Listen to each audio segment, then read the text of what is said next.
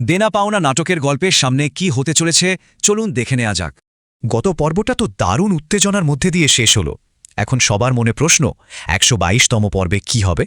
তবে তার আগে চলুন ১২১তম পর্বের সেই সংকটময় মুহূর্তটা একবার মনে করে নিই। গল্পের কেন্দ্রে ছিল খাইরুলের মায়ের অসুস্থতা আর পরিবারের আর্থিক আর মানসিক সংকট। আর এই কঠিন সময়ে বাবা শহীদ ব্যস্ত ছিলেন তার ব্যবসা নিয়েই, স্ত্রীর স্বাস্থ্য নিয়ে নয়।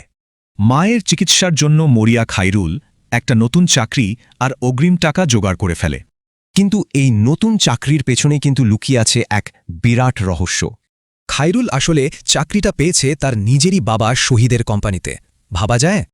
আর নাটকের আসল মজাটা হলো বাবা ছেলে কেউই কিন্তু এই সত্যিটা জানে না। তাহলে এই বিস্ফোরক সত্যিটা কিভাবে সামনে আসবে সেটাই এখন দেখার। অনেকেই ধারণা করছেন খাইরুল আর নিপার বিয়েতেই হয়তো এই রহস্যের জট খুলতে পারে। এই প্লট টুইস্টের কারণে সামনের পর্বগুলো যে আরও অনেক জমজমাট হতে চলেছে তা নিশ্চিত। তো এখন সবার মনে একটাই প্রশ্ন, ১২২তম পর্বটা তাহলে কবে আসবে? এই বিশ্লেষণে আমরা জানাবো ১২২ নম্বর পর্বটি ঠিক কবে আসছে। কিন্তু প্রশ্ন হল, এই পুনর্মিলন কি ভাঙা পরিবারকে জোড়া লাগাবে নাকি ব্যবসায় তাদের চিরতরে আলাদা করে দেবে?